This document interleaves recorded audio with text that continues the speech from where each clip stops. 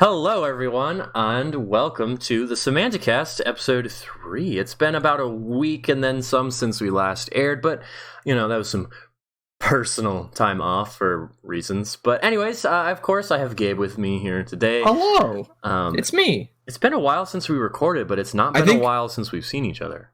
Yeah, if you get this up tomorrow, then it'll be 2 weeks. So we will have taken a week off. Yeah, that's what I figured, right? Because, Thursdays, Fridays, I think we might move to Fridays to release episodes, but I'm not really sure. Then do what you need to do. But, what matters is we're back on the horse. We're on the grind, baby. Back on that grind. We're going to record, 2 videos this weekend. So we have some backlog. That's right. I have a trip coming up to see some family, and so that'll be fun, and there's ideas that the show may go off the reins, but who really knows? Who really knows? But this past weekend was the 4th of July, and you and I got to play some games, in real life with each other. It was weird. Before things go back into lockdown again. No, yeah. I'm really scared, man. I just know, because once, restaurants started opening up and stores, slowly but surely, people just flocked, and I knew this would happen. I knew people were gonna just be crazy and go places, and so last night my mom and I were thinking about we want food, what do we do? We don't really have any food with us. And so she was like, oh, let's go to a burger place, and I'm like, okay. And so I got ready, and as I'm putting my shoes on and brushing my teeth, I'm just kind of maybe not, maybe I should just stay home. And so I was like, I don't really feel comfortable going. So we ended up staying home, which I feel was better in the long run. But I really want people to be smart about this, because yes, we all miss seeing each other, but we can do another 2 months, another 3 months. We did it responsibly when we did it. We were all outside, and I brought a mask, but I never wore it. I mean, we were fine though. I mean, I know I've been self-isolating, and for outside of work and necessities, you've been doing your duty. Yeah, literally all I do when I leave the house is go to work and then come back. I have not left the house for any. Okay, that's not true. I went to GameStop. You went to GameStop once, and you said it was depressing. It was so weird. They had the entire store completely reorganized. There were no games on the shelves. It was really bizarre. I found what I needed. What I went in there looking for. They had a copy of The Evil Within 2. Yeah, and that was it. They had what I was looking for, except for God of War. They didn't have God of War, and they didn't have Uncharted 4. For some reason, Uncharted 4 is just a game that doesn't exist in retail anymore. It's so weird. That's what the probably up there best selling PS4 games, and you can't find it anywhere. It's bizarre. I don't get it. But yeah, they had what I wanted. I picked up Resident Evil 3, which I finished in a sitting. Shadow of the Colossus remake. That's Resident Evil 3. The original Shadow of the Colossus. Did you ever play the original?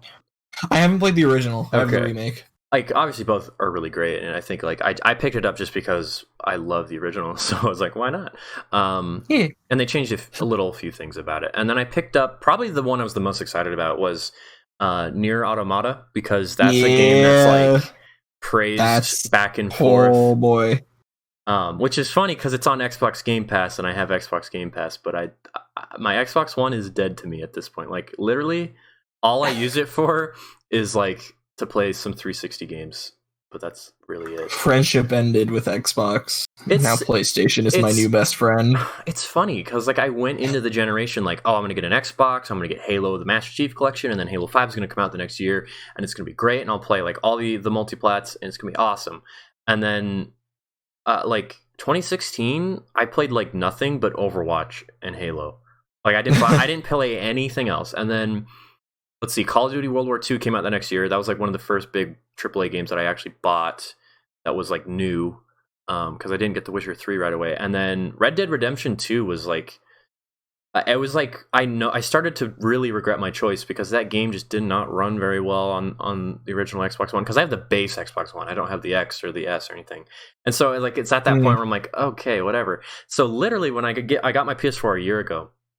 I don't even know where the story is going. I think it's just to show just how much better the PS4 is. Because I am the diehard Xbox Halo fanboy. Like Gears of War, Forza. Okay, maybe not Gears of War and Forza, but that's what I've enjoyed. Maybe like, not the other two series Xbox has. Gears of War is not so bad. I liked 5 a lot. I didn't care for Judgment or 4, but anyways, yeah. So I've bought I've bought GTA 5 on PS4, Red Dead Redemption 2, and what's the other one? The other multiplat. Oh god, whatever. But I've bought a lot of games that I really enjoyed on Xbox One, GTA 5, on PS4. I thought. Did you buy The Witcher 3 on it?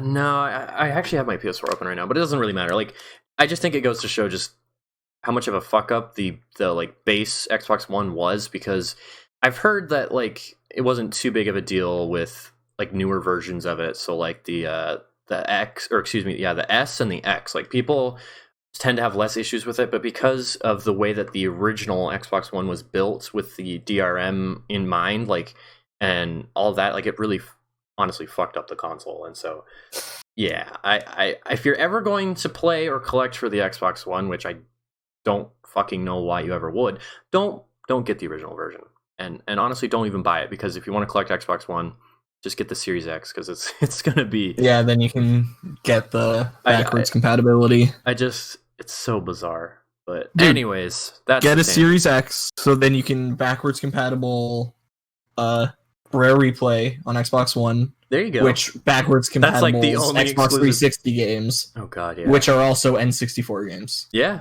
no, yeah, and to its credit, Rare Replay, it works really well. Even though you have to install like certain games individually, the game just works really well on Xbox One. Yeah, I know, because like Banjo-Kazooie and Tooie are just like, they're just carryovers of the Xbox 360. Yeah, the arcade ports, which were kind of weird.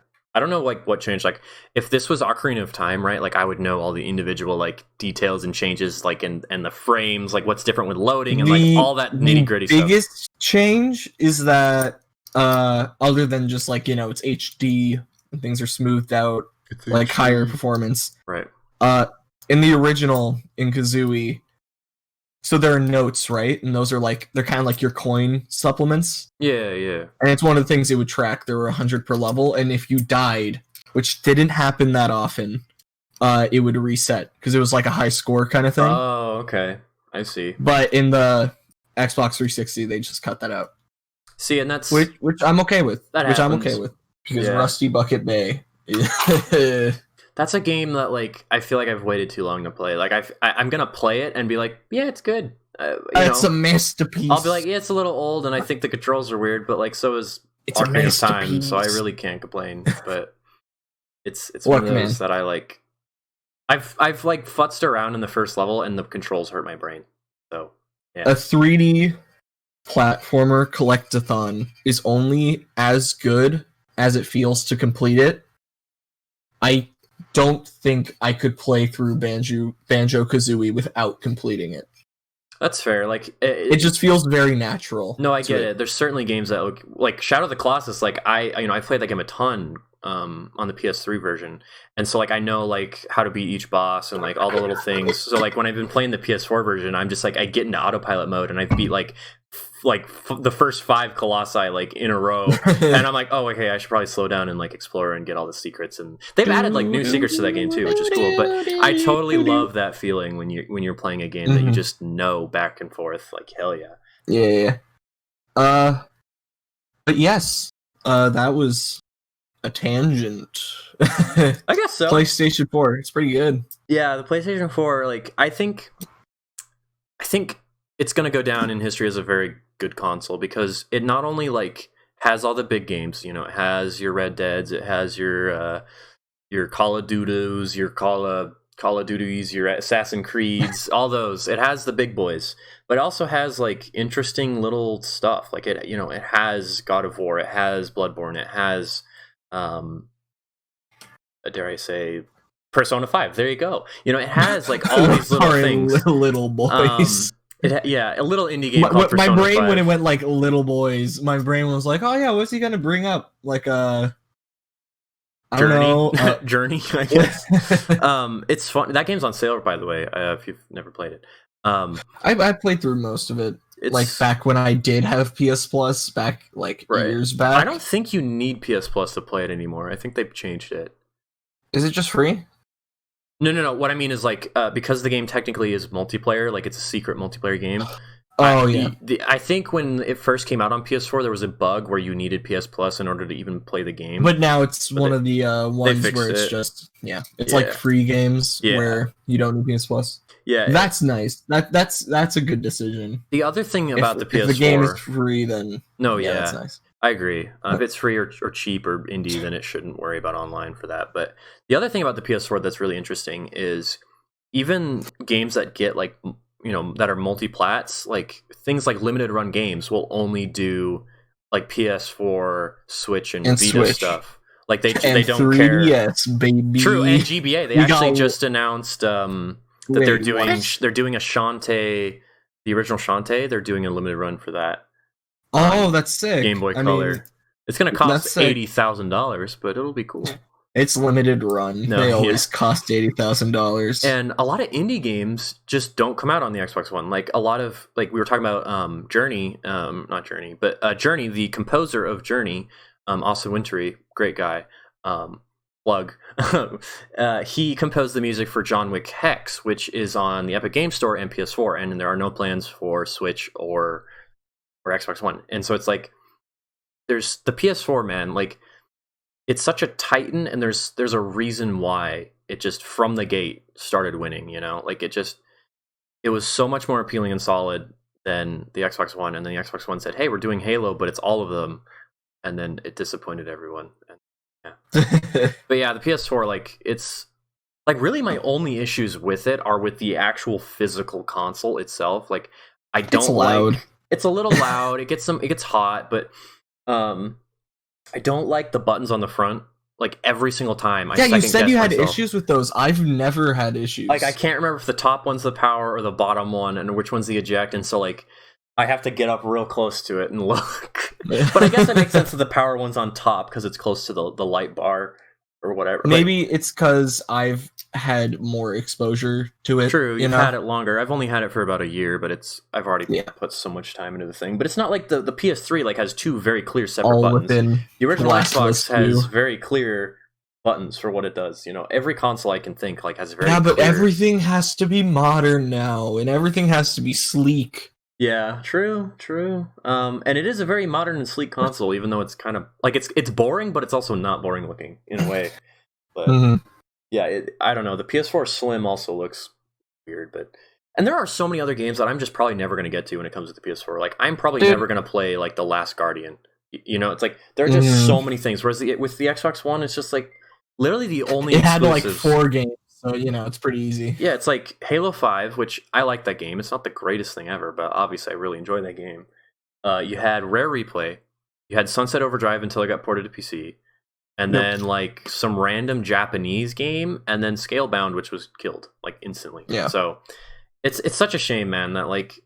Dude. Even though Microsoft never had the best exclusives, like, the original Xbox and 360 have so many quirky, interesting exclusives. No, yeah. They used to have exclusives and all that, like Fable, but even though like it never even though Fable like never really hit what it ever wanted to be, like Fable 1 on the original Xbox, I still love that game is a thing, and it's like, yes, it's on PC now, but it's a little different, I guess. But yeah, anyways, it doesn't feel the same. The PS4 is like, I love the thing. I honestly do. Like it's great. Like back when I first bought it, the controller I bought from the friend that sold me it was like broken. Like he chews his stuff, right? And so the controller was a little messed up. The bumper didn't work properly. So like I was playing with a broken controller, but I was like, I'm not letting this stop me. I can finally play, a dinosaur robot game. Like I can finally play all these games that I wanted to. And it's just, I don't know. It's just, I really like the thing is what I'm saying.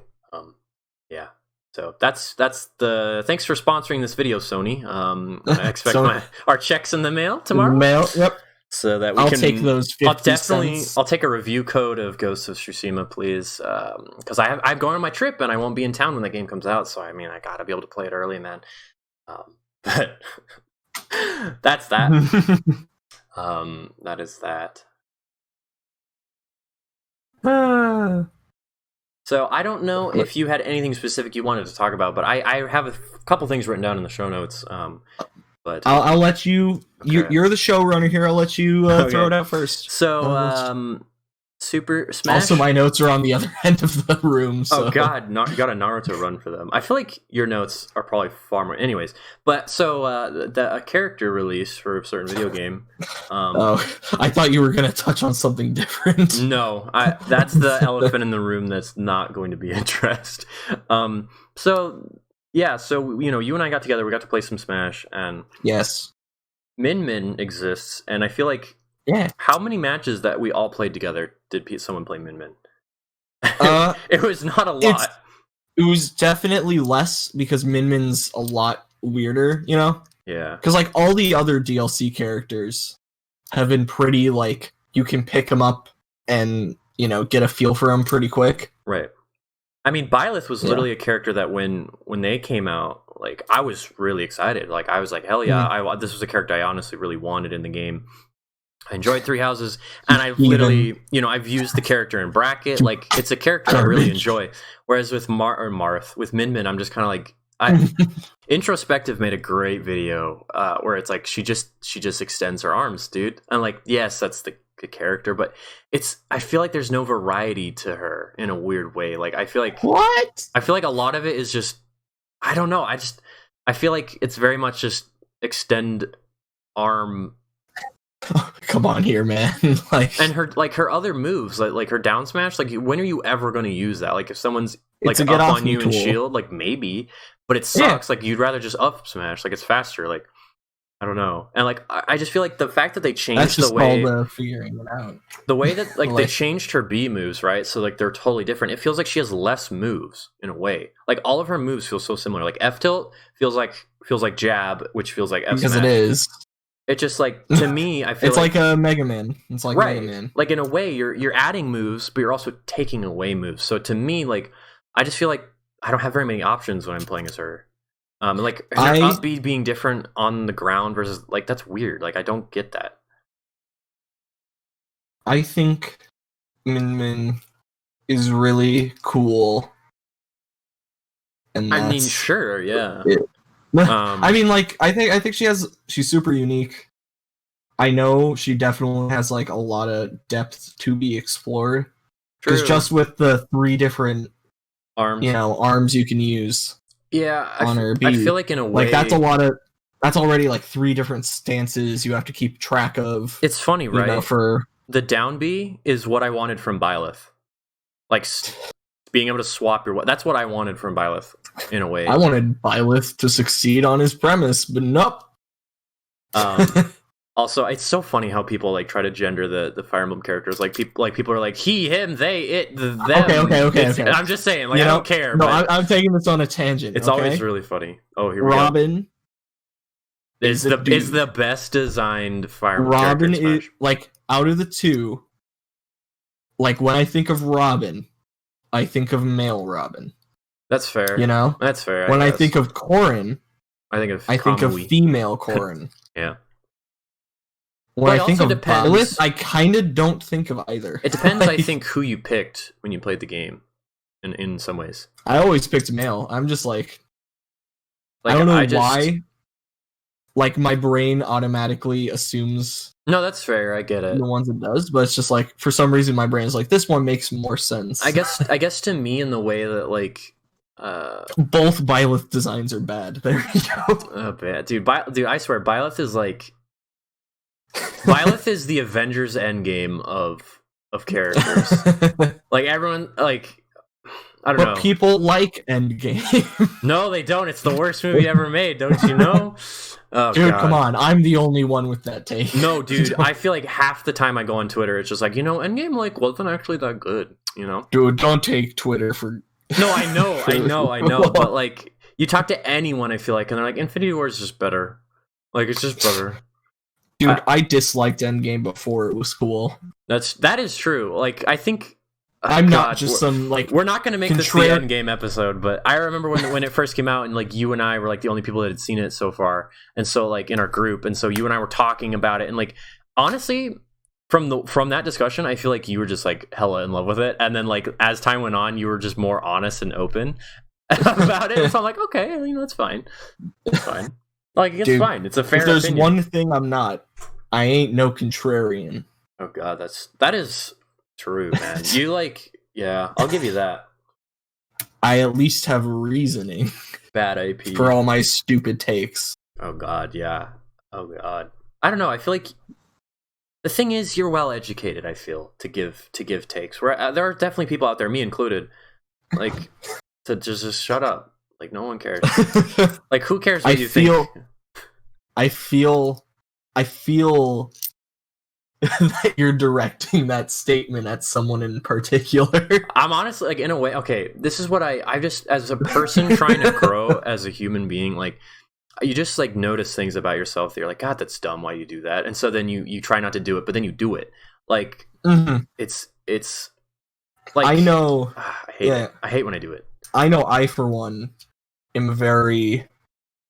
This is getting way more philosophical. That's why we're here, usual. Baby. But like, I'm like I can be very like prideful, as in like I don't like accepting help when I've already decided to do something, you know? Yeah, I get it. I have trouble accepting That's fair. an offer to help when it wasn't originally part of the deal. Oh, like, you know? No, yeah, I can because then it's like, well, I've already failed then. Like yeah, it's like no, I already told myself I'm gonna do this and then I failed and now I feel bad, so I gotta do this on my own. Screw this. Right. No, I definitely can relate with that because there especially when it's like something you don't really want to do, but like you're kind of disgruntled about it, and then you're doing it, and then yeah, no, I get that for sure. Yeah. One thing I have in the show notes, and you kind of reminded me of this is Min. Well, yes, we talked about I guess like okay. How do you feel before we move on?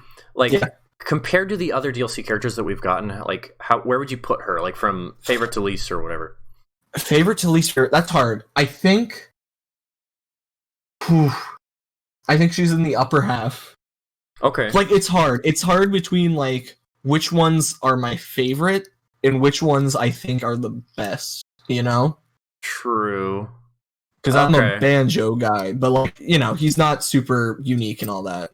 Yeah, he's like he feels like the most base game out of all of them. He feels, out of all the DLC, he feels like the one that would fit most in the base game. Right. Which isn't necessarily I could see an argument for Byleth, maybe, but I feel Byleth is also pretty, just in like the more simplistic difference and the design approach. It's funny because just like thinking of it in terms of like how Smash, there's such a range of like literally a range of moves and like speed of moves. No, you're right. In their kit, that's pretty.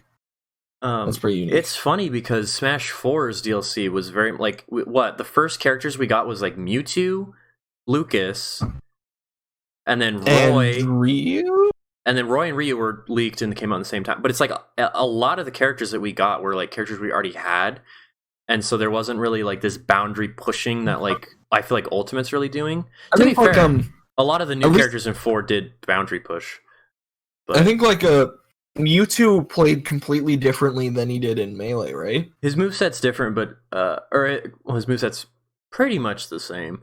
But he is a lot floatier, which is funny because he's really floaty in Melee, which is why he's bad. Well, I know Roy is completely different. Oh yeah, because he was a Mark clone. So I guess my brain assumed Mewtwo was basically just what Lucario was. Roy is way better. Roy is way better in 4 and 5, which is Roy's cool. Yeah. Okay. Roy. So Sorry, my favorite, tangent, what I think is the best DLC character we've gotten, I think Terry's the best one we got, man. Interesting. I feel like Terry is kind of like the sleeper hit. Like I feel like by far, in terms of like like just personally, and also in like reactions from just the internet in general. Like at first it was like, okay, who's this guy?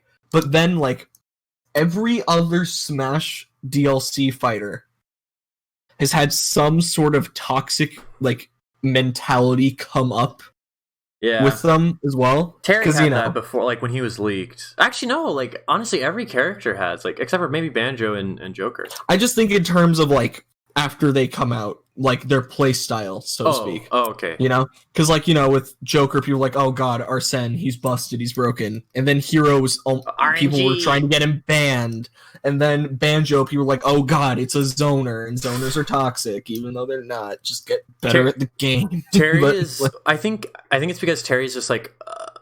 He's an honest. He's like Captain Falcon in the way that like. He's exciting. Yeah. He makes you laugh. That's a really good way of putting it. He does crazy stuff.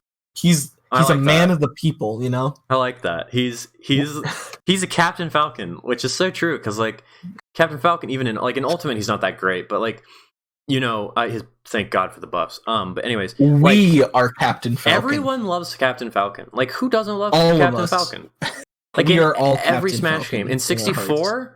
Like, hell yeah, up air, up B all day. In Melee, hell yeah, down air, knee. Like, give it to me. Knee. And then Brawl, he sucked. And then 4, he sucked. And then Ultimate, he's back, baby. He's I just back. feel like everyone loves Falcon. If you play Falcon, you're not just representing yourself. You're representing everyone. Yeah, it's so true. Like, he is the player's character. He is the man of the people. Yeah, he's definitely the sickest character. He's pretty cool, dude. He's I great. like Falcon. I know. Let's rip him off and make him slow, and make him a character from a series that has nothing to do with this moveset. But anyways, yeah. I feel like we could have a whole episode about Smash character design, but I think so. Your favorite is Terry, or I think Terry's the boy. I like Terry a lot. So Terry, Banjo. How about you? Honestly, how about you? I think Hero's my favorite. Which Hero's also sick. Like, Hero's great. Like, Dragon Quest was a series I honestly never gave a shit about until when like 11 was coming out on PS4, like originally. Like, it kind of rumbled in my mind. I'm like, oh, okay, that's a game, it exists. And this was still when I was in JRPG's bad kind of mindset.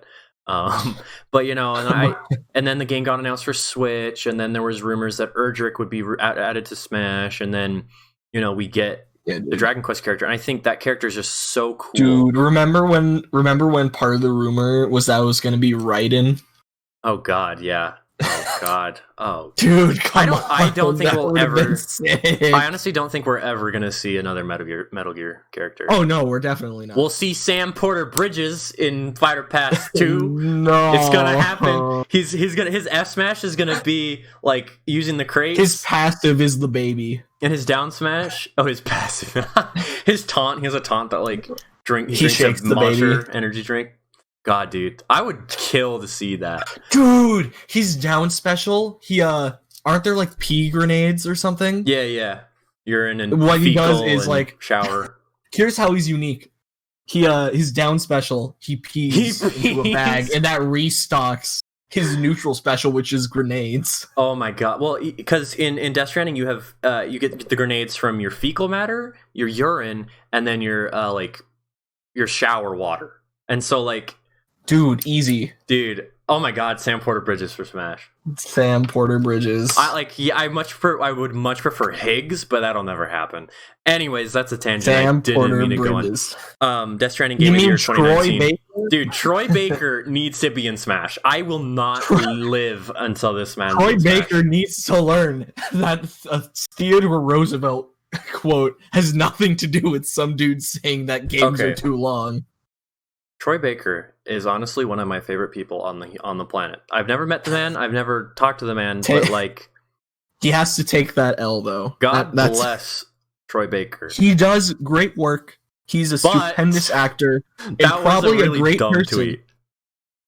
But that tweet was a misstep. On a podcast that he's on, he kind of expanded on it because they talked. It was the whole episode title was like "Our Game's Too Long," and like he was able to really articulate his opinion on it, but like it was weird. It was weird. Anyways, Troy Baker for Smash, just Troy Baker. Like, I don't care. But sorry, this is such a tangent. That means we can get another Persona rep and not do anything for SMT fans. Oh, that's what we want, dude. Kanji.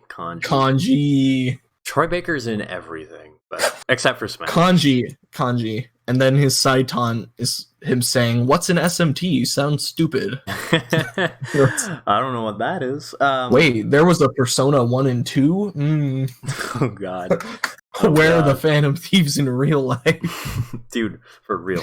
Anyways, I just Hit said you for with real. that 3-hit combo of the worst Persona 5 fan. I just said for real by Quotes. complete accident. For real? Anyways, so DLC character. Terry Bogard. I think for me the top is Hero, Joker, Byleth, Terry, Gang.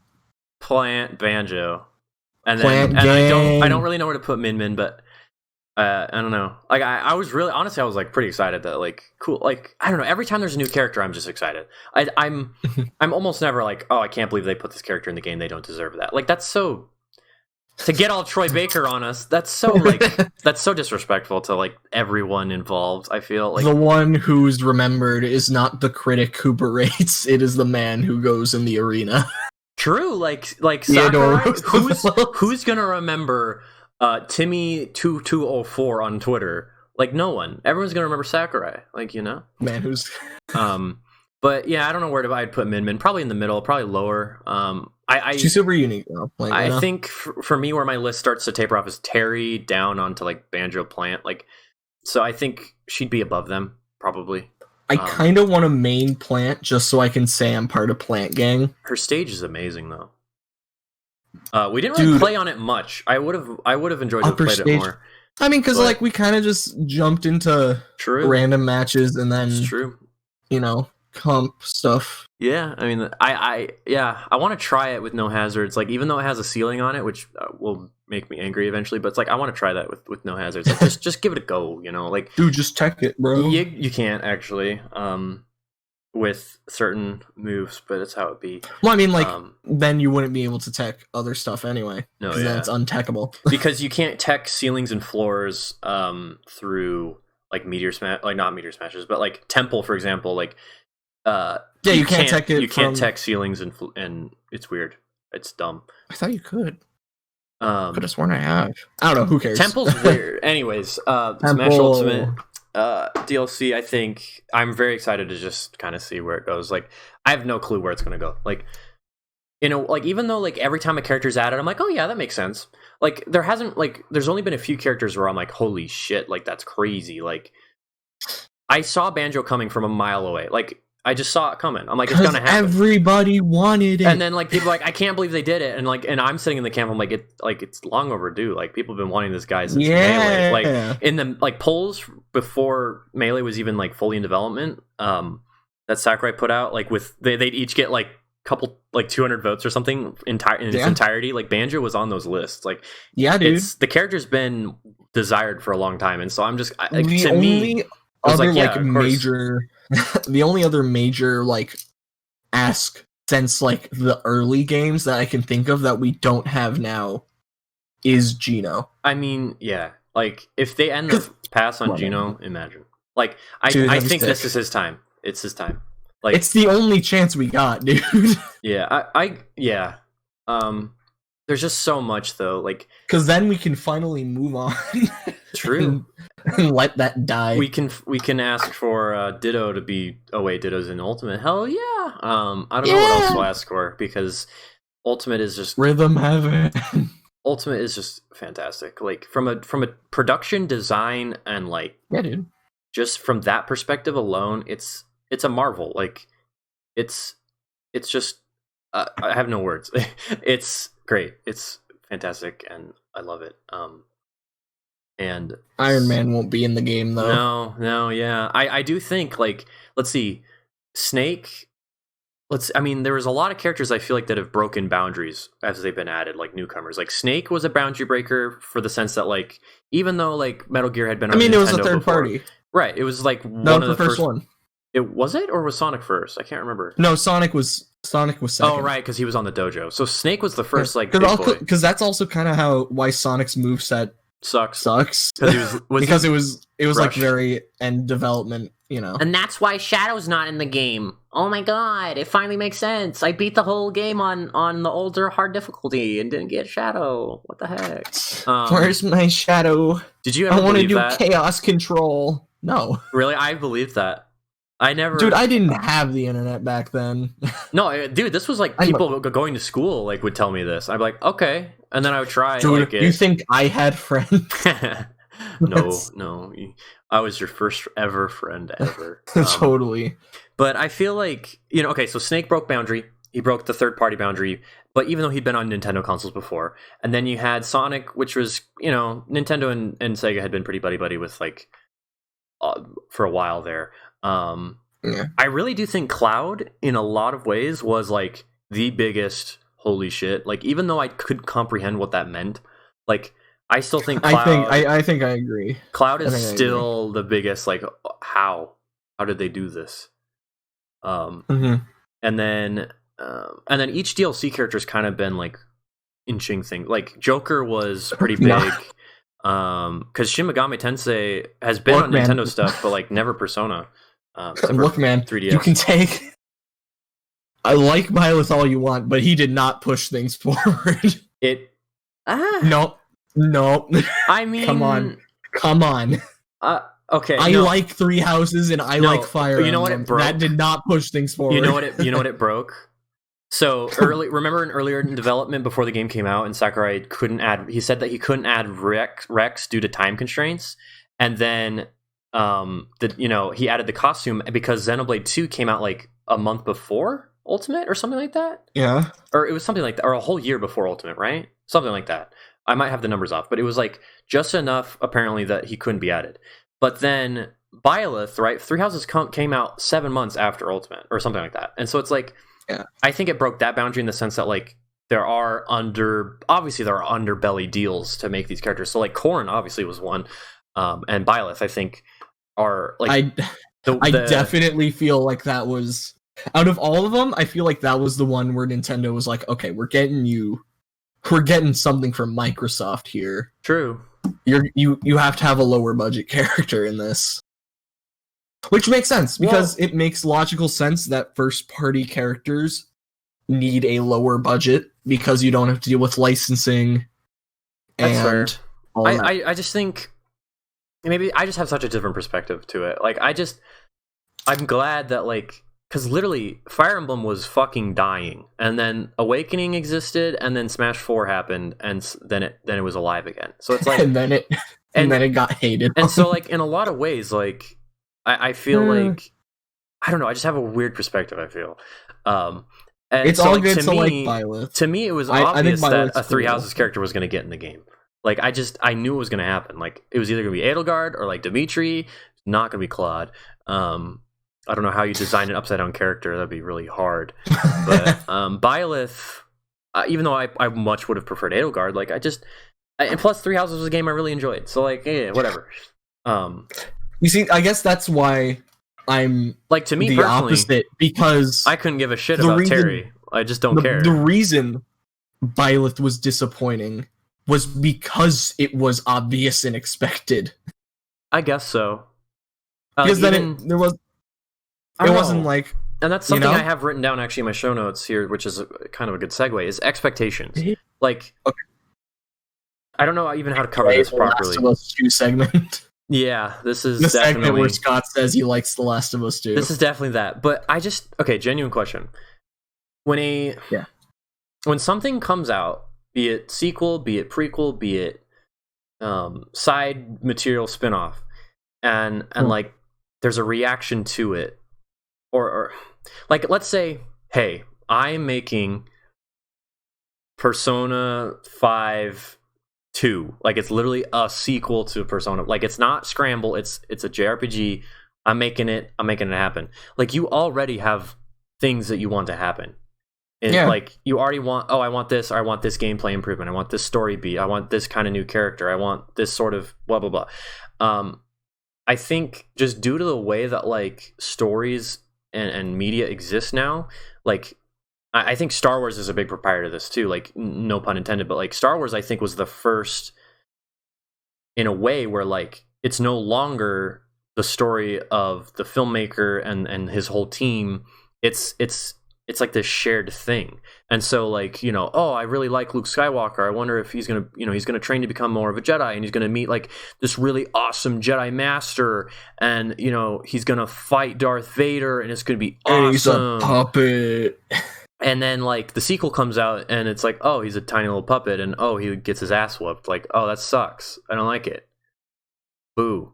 And I'm totally guilty of this too. Like, but I also feel like in a way I'm really good at removing myself from it. So like, again, Star Wars, because that's all I care about apparently. The Force Awakens, like my whole life, like all I cared about and wanted was in Episode 7. My whole life. Like, I want to know what happens after the credits roll with the Ewoks. Like, I gotta know, dude. I gotta know. And so for years, I would make my own stories and like ideas of what would happen and like what the new characters would be. None of that fucking happened in The Force Awakens, but I still was able to be mature about it and be like, hey, this is a story that like they want to tell, and it went absolutely nowhere. But like, it's just like, I feel like it's a sign of maturity to just kind of overstep yourself with your expectations. I feel like, for me, the only expectation I usually have is for something to be on like the same level of like quality as the previous things, Right. Because that's entirely reasonable, like I didn't walk into Resident Evil 3 being like, okay, I want this to happen and this to happen. I was like, I want something that's like that's fair. In the general same area of quality as Resident Evil 2. I mean, it helps that we already knew that. It helps that we already knew what 3 was. Like we had the original game, so. But I totally get what you're saying. Where it's like, Resident Evil 2 was like my game of the year 2019, probably. Like it was. I loved it. Or whatever. 2018. Sorry, 2018. That's when that game came out. And then 3, like it's not bad, but like I think it came out too soon. Like I feel like 2 was 2019. Was it 2019? Honestly, I can't remember. It was like January 2019, so pretty early on. Yeah, it was. It was early 2019.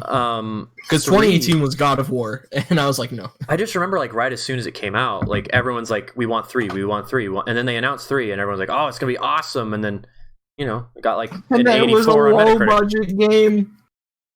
Dude, when you first walk into the police station, short I just about like wanted. I spent full price on the game. I want you to know this.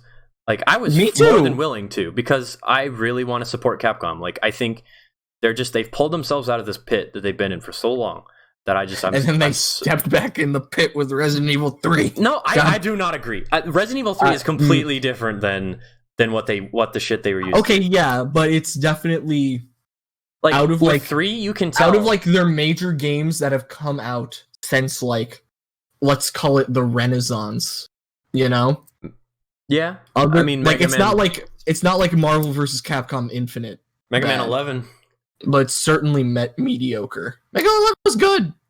Was it? I didn't hear great things about it. I really didn't. I mean, it was a Mega Man game. Okay, that's fair. Like it came out and it was like, yeah, it's not. I see 3 game. And like you can tell like they. Okay, I'll be honest, the first person portion at the beginning of the game had me really worried. I was like, oh god, is this game in first person? Like, I honestly didn't know. I was like, oh shit, is this first person? Resident Evil 3? Like, oh god. That'd be interesting, but it's not what I would have wanted. Which is funny, because with Resident Evil 2, I was disappointed that they weren't doing like they did with the first remake, where it was just like they re-rezzed everything. Like, they just... That I was like disappointed by that, but then... The way that they took the story and they changed things, they fleshed out characters and the backstory of everything, like all the Birkins, and like I love that shit. Like it was great. They expanded everything and it made it feel so alive. And I feel like in a way 3 does this. Like 3 fleshed out like it didn't do it to the extent that 2 did for sure.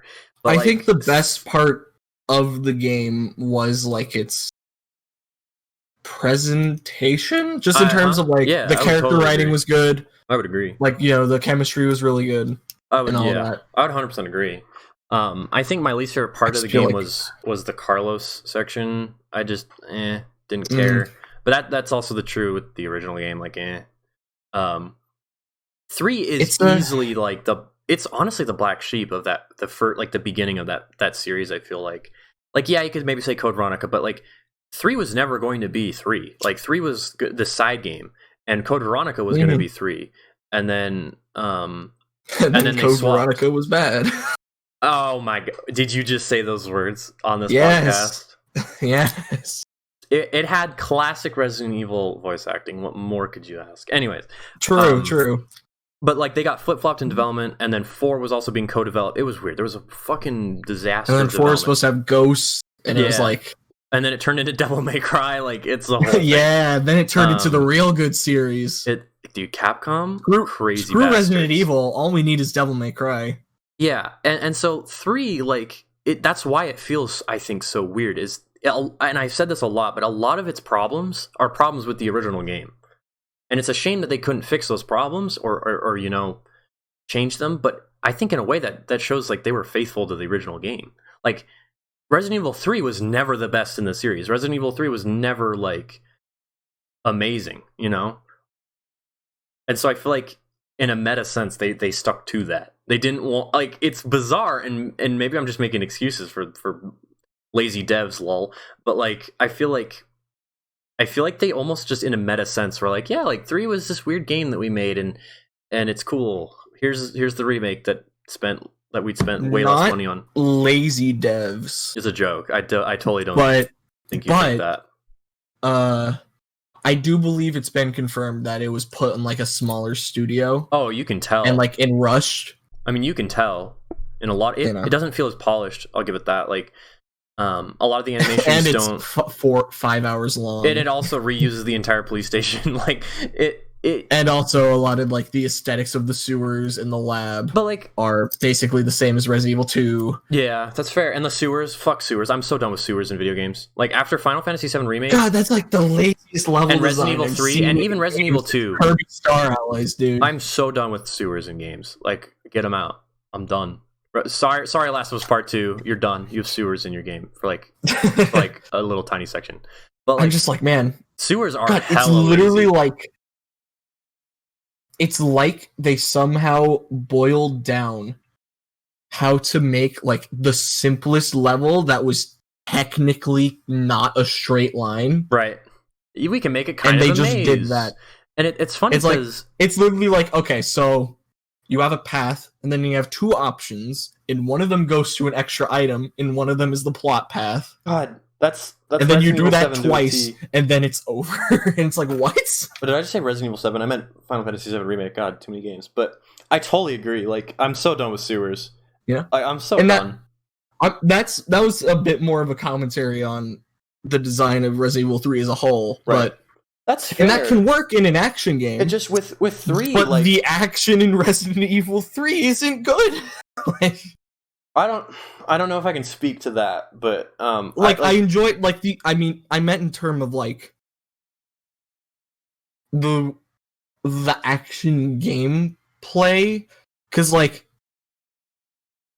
if Resident Evil 3 is supposed to be more action-y, yet they didn't design the enemies outside of maybe some of the bosses in a way that is conducive to action gameplay. Yeah. Because like there's no better like case of showing that than that frickin' horde mode in the hospital. Yeah.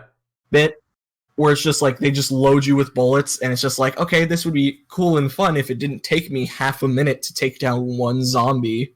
Yeah, like if it was more like Uncharted, where it's just like boom, boom, boom, boom, boom, you're dead. You know?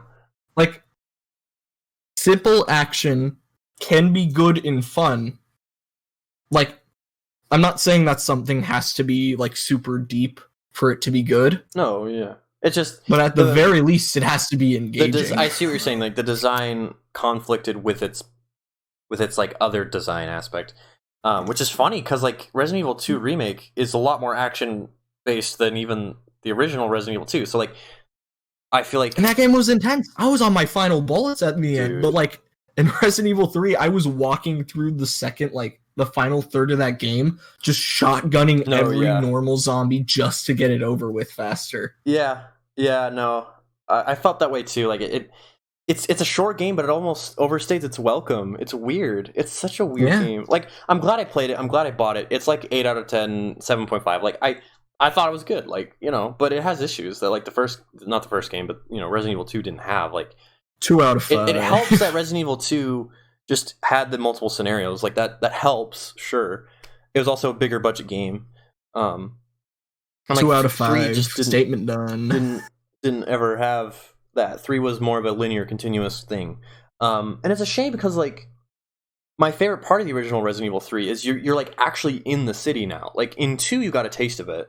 And it was weird because in 3 like it kind of lines itself up with Gun Shop Kendo, like, and what happens in the original game, like Resident Evil 2, not the sorry, with Resident Evil 2 remake. And like what he's doing and like his daughter, you can hear her, and like I like that. Like I liked how connected the two games felt because if I'm correct, Resident Evil 2 and 3 take place at the same time, right? Like basically. I think so. I think Resident Evil 2 takes place a little bit. Like there's I think they take place aspects at of it pretty that much the same line up. time. And you could definitely feel that more with the remake than in the original. But you know, I liked that there was more of the city, but I also felt like you know, they were trying to be true to the original where they didn't want to like overwhelm you with the city. Like I don't know, it's this I mean, I thing. believe like I watched a playthrough of the original and the city was much more open and like it definitely is that way. And you were doing puzzles that crisscrossed around it and doing stuff. Like there's a whole thing in the bar you have to do that's not even in the game at all. The remake, it's literally okay. So we have one open section of and here's a generator, the city, and a locked door that you have to do. Through. And on one end is an item you need for a lock on the other end. And then from then on, it's just linear sections. If Resident Evil 2 remake was like one of those, what do you call them? A block puzzle? Like it's like the tightest puzzle you could ever have. Like I don't know, one of those. Yeah, I can't think of the word.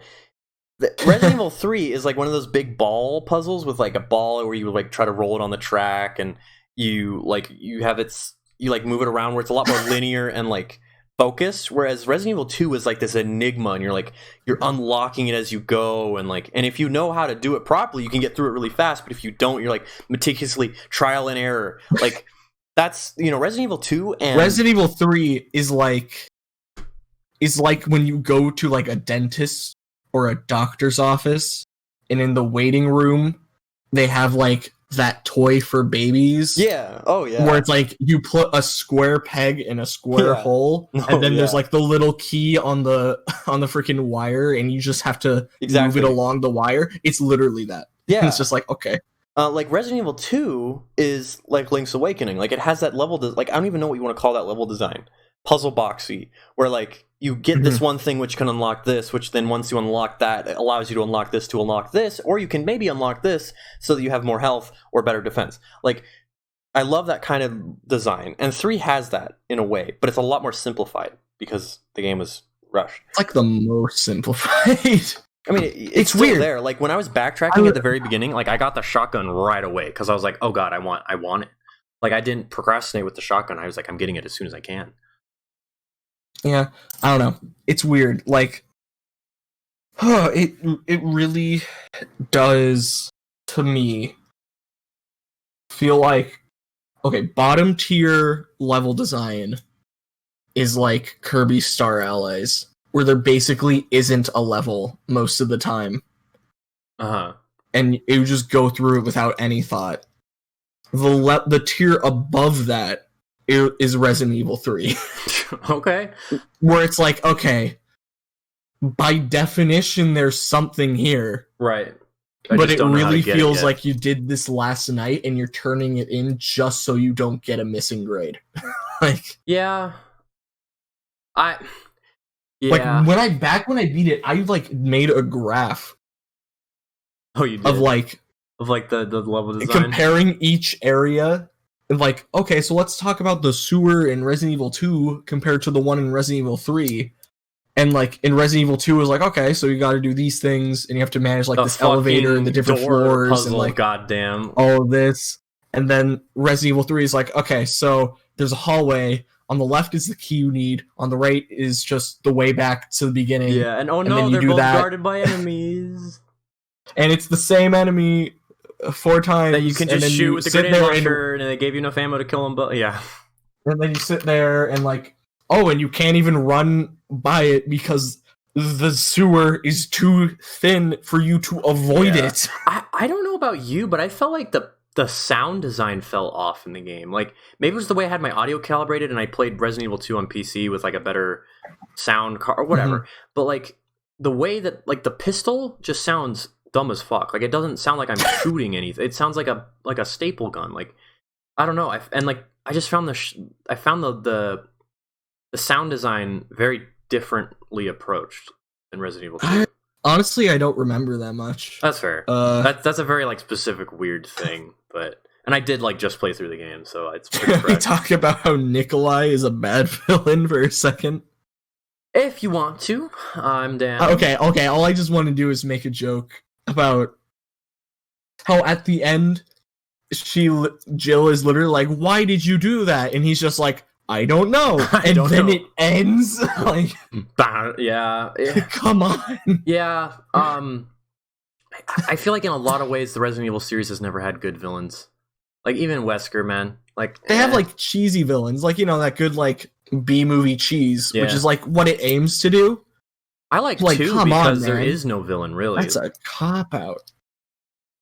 Like 2 is good. 2 is really good. It's funny because like I technically like the police chief. Yeah. I know I mentioned this before, but I loved how like you saw what the fuck is his name, the officer that's in 2. Like you saw him get bit, and like, dude, I love. Yeah, I feel bad for that guy. That was my favorite thing about 3 was the more context it gave to 2. Like I just really like that. But yeah, I feel bad. Friggin' Marvin. Yeah. Oh god, I remember in the original game. Shout outs to Marvin. I remember in the original game, everyone thought that was like Will Smith or something. Like, oh no, Will Smith or Samuel Jackson or whoever is dying because you like they fleshed him out way more in the remake. Because in the original game, you like walk into this locker room and he's there, and then you have to like go grab a thing, and then he dies. Like it's like that's it. He turns into a zombie and you have to shoot him just like in the remake. Monsters. God, I fucking love those first 2 games, man. They're dude. By the time 3 came out, they figured out how to do the voice acting, and then something went horribly wrong with Code Veronica. But like, I think I love. What Code is Veronica, the kid's name in Code Veronica? Like, oh God, what is it? Isaac? No way, it's not Isaac. My mind is like Tim or James. Code Veronica characters. I am a big fan of Code Veronica. I think it's pretty decent. I don't. The part where there are 2 things that Steve. 2 qualms. It's Steve. Oh, even worse. But like, there's the part where it's like the metal detector, and you have to put all your items in, and then that just creates so much like backtracking. Just like, well, left my items there, gotta go back and get them. Yeah, and then also I think. Usually Resident Evil is really good at being like, okay, if you walk into this situation unprepared, we're not gonna like screw you over, we're gonna give you a fighting chance. But like the tyrant in the plane or whatever, that's such like a spike in terms of like, it can just screw up your save. Yeah. For good. And that's not good. One of the reasons why I played through the I keep calling it the first game, Resident Evil 2. The first time I played it was on whatever the mode, or hardcore. Hardcore. I played through it on hardcore because a big part of Resident Evil to me is the saving system and the way that saving works. Like that is what adds to the survival horror to me. Like not only do you have to survive in the game, but you also need like the physical survival of yourself. Like, okay, can I sit here long enough to fucking save? Like, will I find an ink ribbon? Like that's just gone. I wish that was an option to toggle instead of having a whole other difficulty.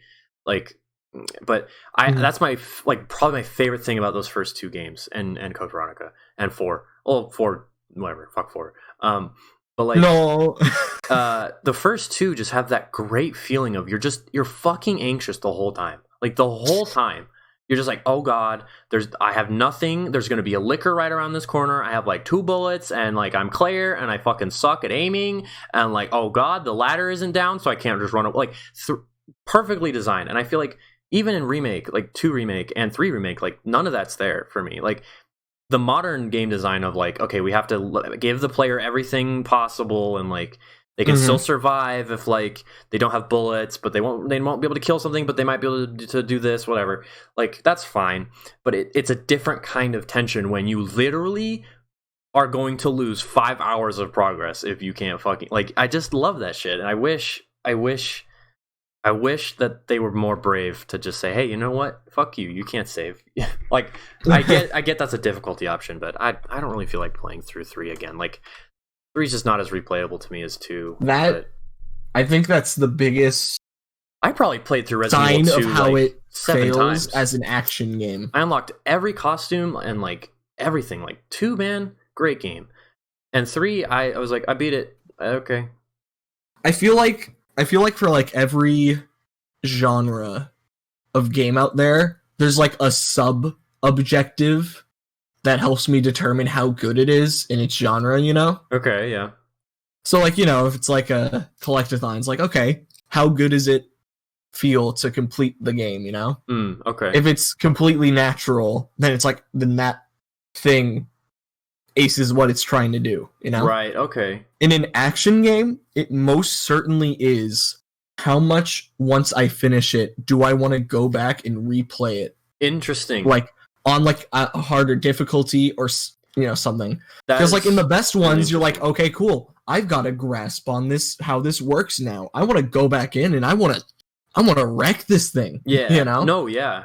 I mean, that's exactly how I felt with The Last of Us 2. Like, I finished the game and I'm like, at first I let the story really wash over me and like I gave it a couple days, but like I was like, I want to fucking play through the game again. Like I gotta I'm gonna be so much better at the stealth. Like I'm gonna play on the highest difficulty. Plus, the new game plus in this game, so the highest difficulty right now is Survivor.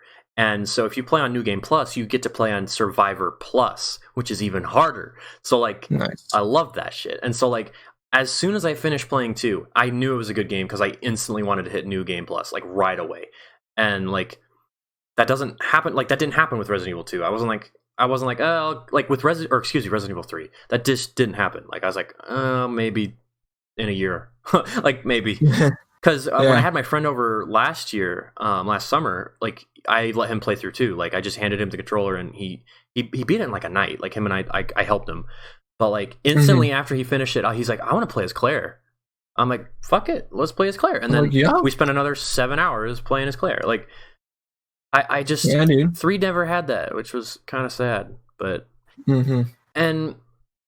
But 2 out of 5 bad game. Obviously, yeah, no. On the game scale, I can't wait for never-ending Resident Evil Village hard takes to come. I guess, dude, it sucks to fall from grace. It went from a 4 to a 2. You know, I think so, but in a lot of ways, that's my like acceptable range. I think like, in a lot of ways, though, my expectation is like, okay.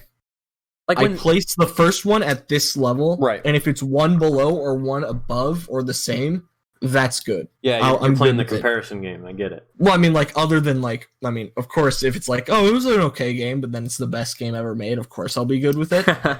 But you know, like, yeah, if it's Devil May Cry 5 and not Devil May Cry 4 or 3, then yeah, dude, Devil May Cry 5, boy. But yeah, he has motorcycle chainsaws. I think like even when 3 was announced, like Resident Evil 3 remake, silly woohoo pizza man. I kind of already knew. I'm like, I'm probably not gonna get that day one.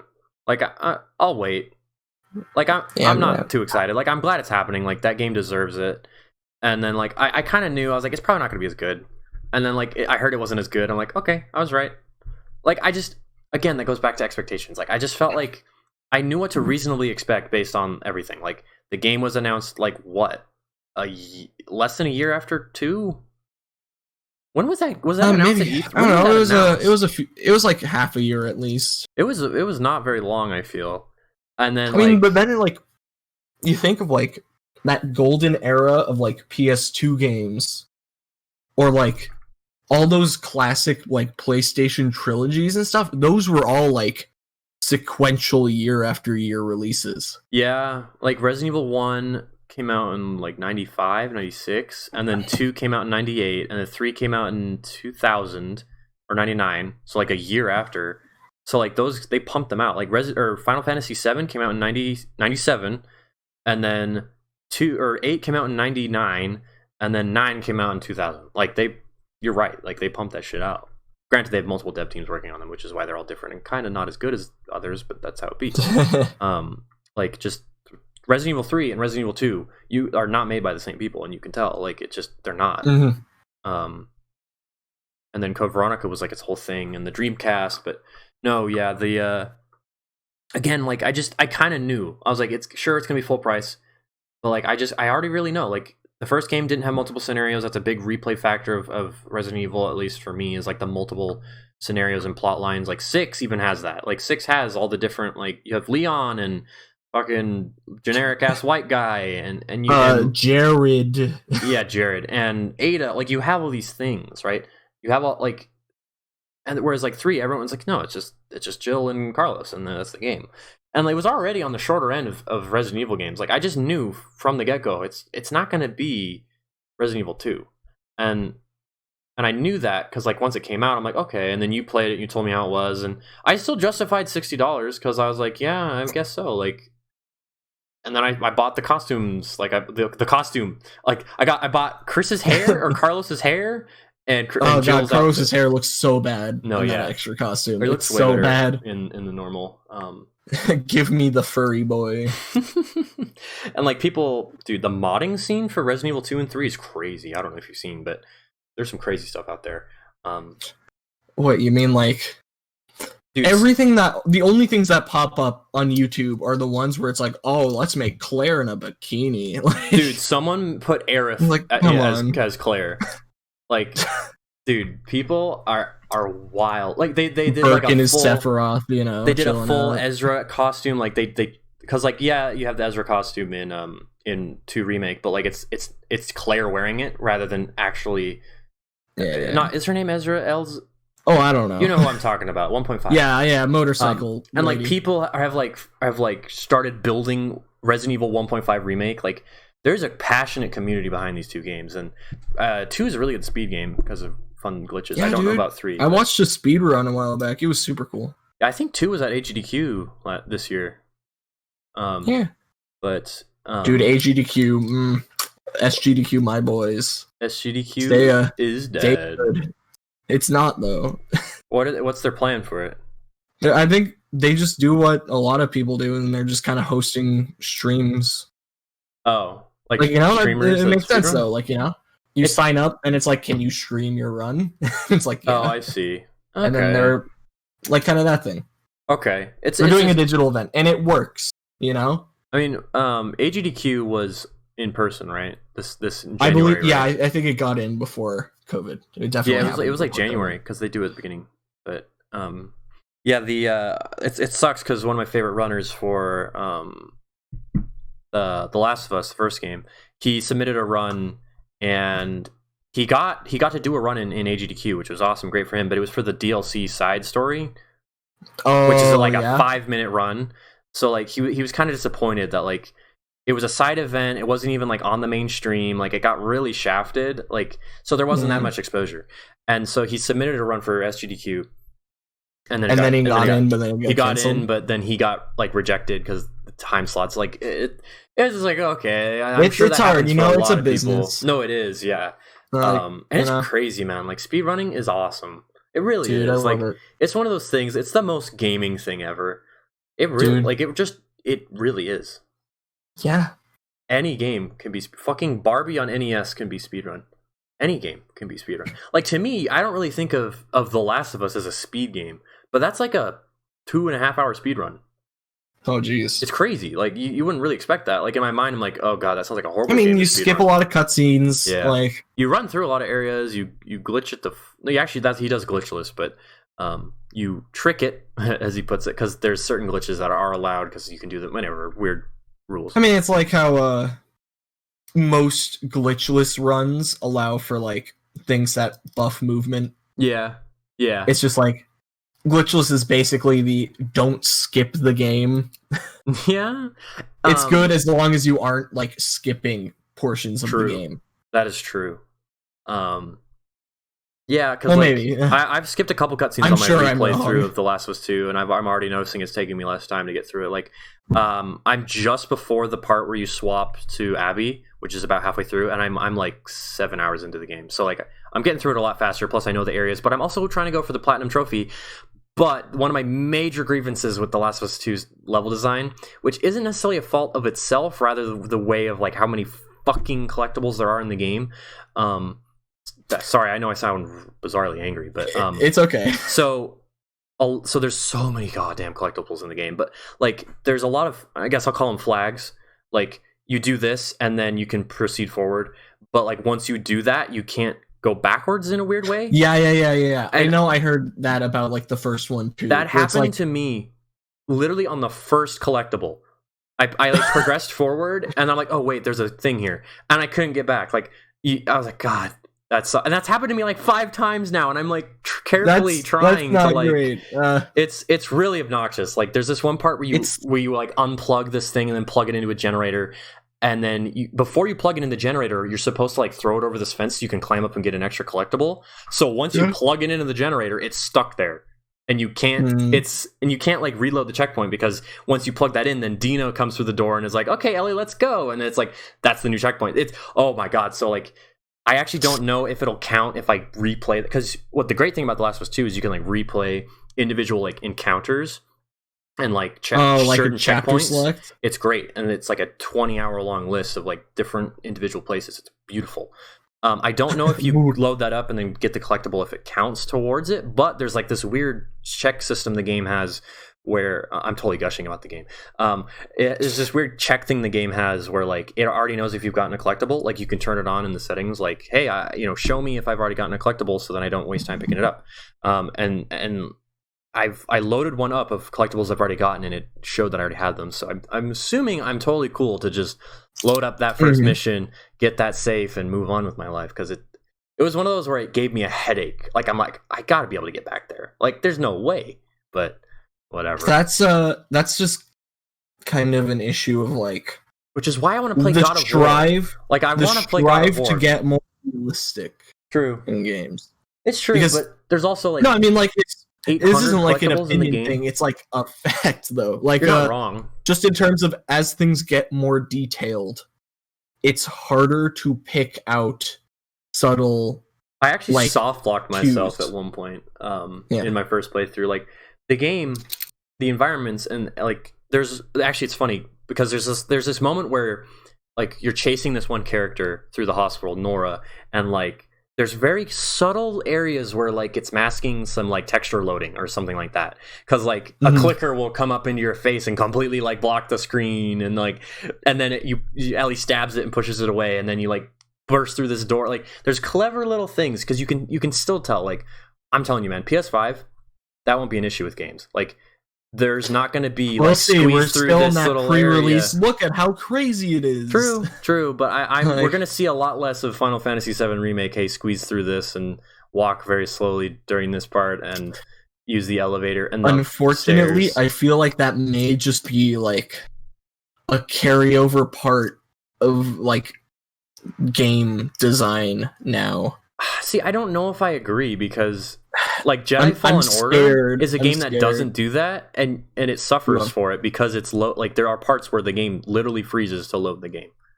Whereas I feel like if it did more of the like squeeze you into a thing or climb under a box, then it wouldn't freeze. Like I feel like it's clearly a part of design because of the way the hard drives work on these systems.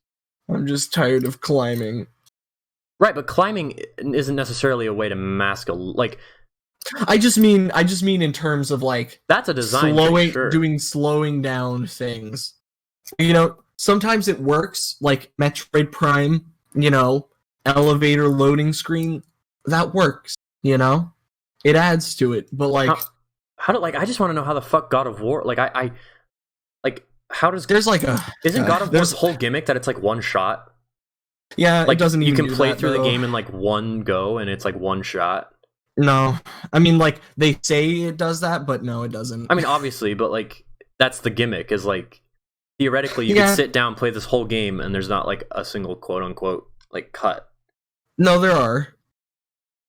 Like, it's, like, only one segment where I can think there are cuts, but, like, there are. Like, I'm sure there's like, oh, no, Kratos got knocked out, and he blacked out, and the screen went black, but, like, from what I can tell, it's, like, a continuous, like, roller coaster. Majority of it, like, I'm saying it, and it sounds like it's more than it is, but like 99% of the time, yeah, it's like one cut, you know? Because that's But there is like one segment where it is kind of a bit of like it's like a dreamy hallucination thing where like the screen does fade to white. Oh no! And like a couple Santa times. Monica, you failed. God damn it. That's like Metal Gear Solid 5. That's one thing God of War didn't do wrong. I don't think you can lock yourself out of any collectibles in that game. Well, yeah, I mean... So that's good. I feel like... I mean, even in Ocarina of Time, you can do that shit. Like, it's a thing. Like, it just is a thing. Like, you can miss gold Skulltulas because you didn't do this, or like... maybe not in Breath of the Wild. I'm trying to think. Are there ways Definitely not Breath of the Wild. Because you can go back into shrines, you can... You can go back into anywhere. You go back into the Divine Beast? Yeah. I believe you can. If you can't go back into the Divine Beast, there aren't any like collectibles, like major collectibles in there. Yeah, it's like random weapons. So it dodges the issue. Breath of the Wild is a game that like it's weird. It's a game that like I've started to playing every year. Like when it first came out, and then I played it like a little after it came out because I just got my Switch because I bought it for the Switch again because I had it on Wii U because fuck me. And then like I replayed it last summer, so I'm like maybe I should just play it every year. Like it's one of those games that I should just like, pick up and play. The best open world. It's really good. Made. It's really good. Because like I've played quite. Here's the thing. The thing that can get tedious with open worlds for me a lot of the time, I finally realized, is a lot of the time the open world is the thing you do to get to the part you enjoy. Yeah, like, I mean, and a lot of times really travel time is just like, okay, I guess I'm headed over here to do this, so I just gotta travel, or I'll do this. It's not like the part of the like engaging gameplay that really draws me to it, you know?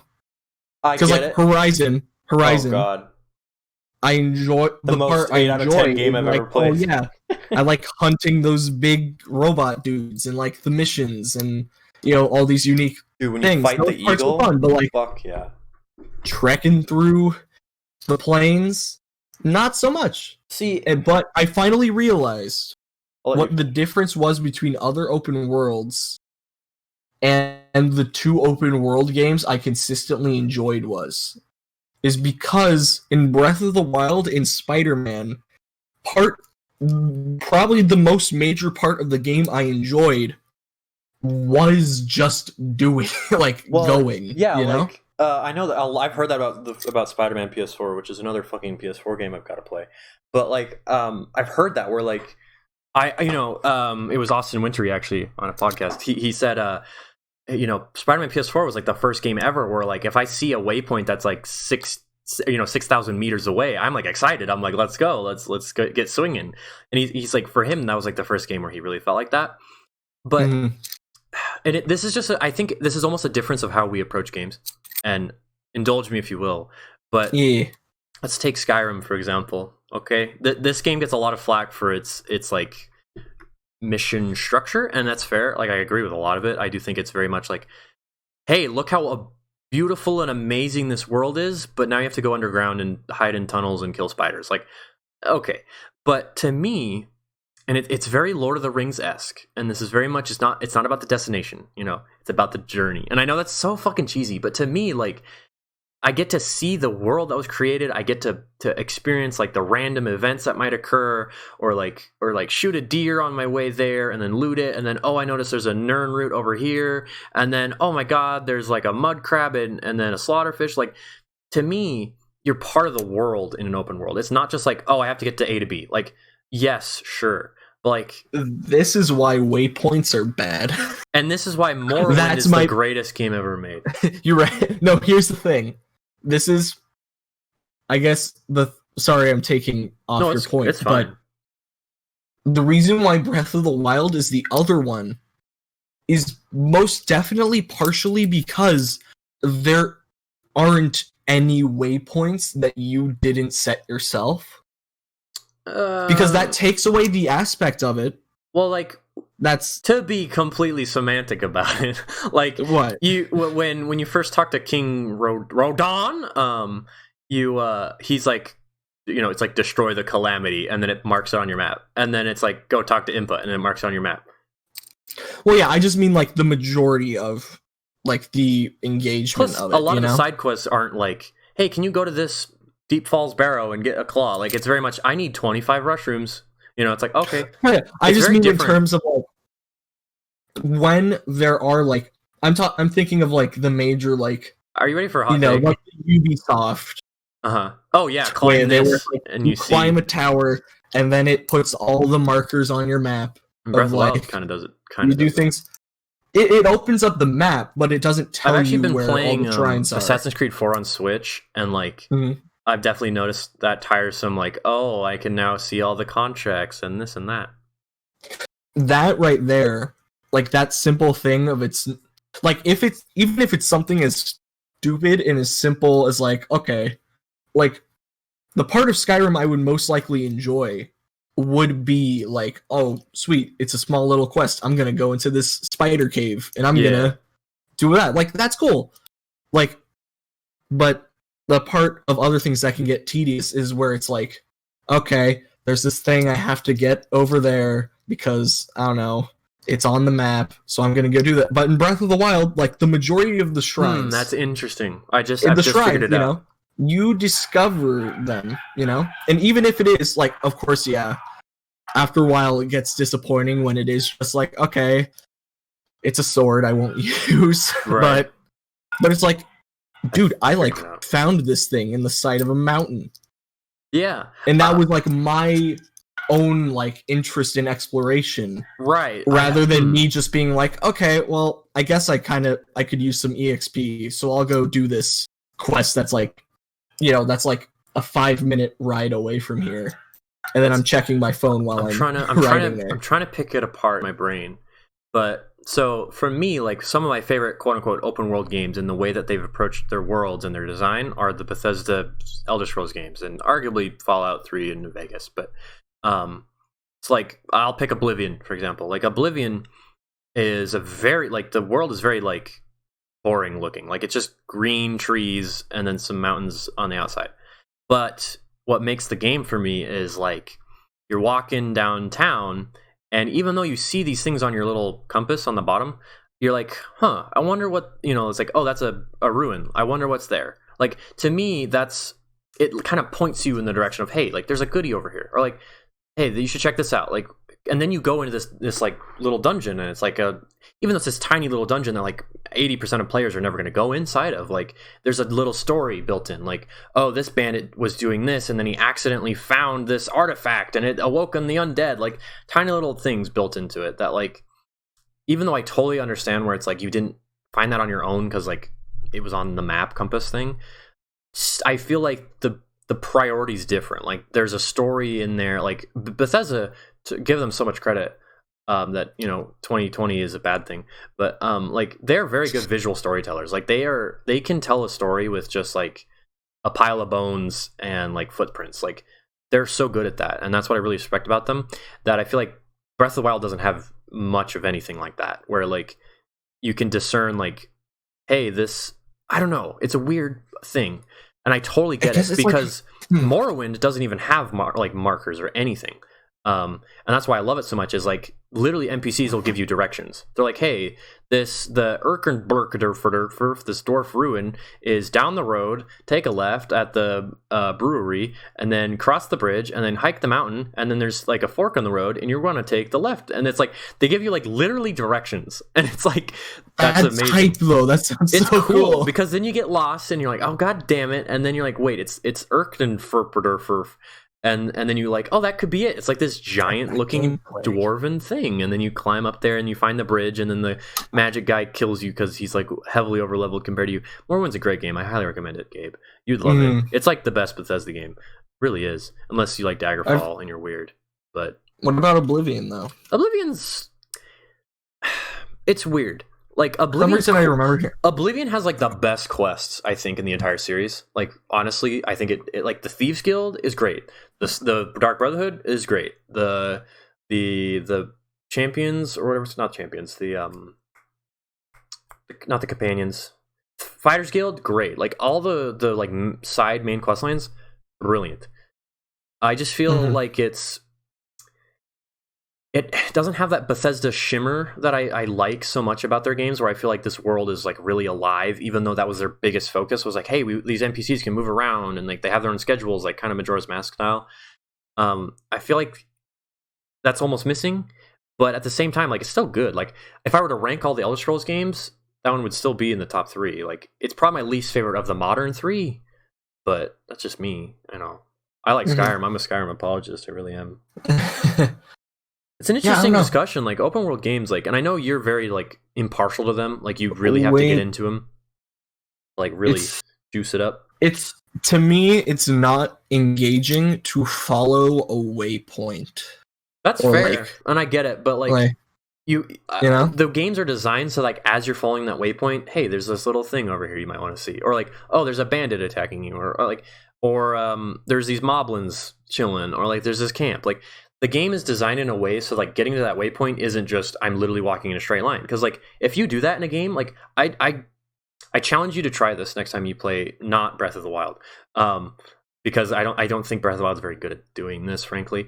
But like just say, hey, I want to walk literally in a straight line as best I can, and try not to get distracted by like something like, you know, a side thing, a character showing up, a bandit, a little thing to loot. Like just try that. I think that would be a fun. That's your homework. I know that was something we joked about on the first episode. That we give each other homework. I don't have anything to play with that though. But I don't have anything I can do that. Do Horizon Zero Dawn. I'm not a huge fan of that game. I'll see if I can get to it. Because like I like the Monster Hunter bit, you know. True, but I don't know much about that game to really discern. But like, I feel like Far Cry 3 was the first game I played where like it was the first Ubisoft game I played where like you climb the tower and you can see everything. And like to me that was awesome because I'm like, oh my god, like I saw that thing and I want to go there. It's like the Todd Howard mentality, like, oh, I saw this thing and I'm gonna go there and you can climb it or whatever. And like, I want a game where it gives me a map.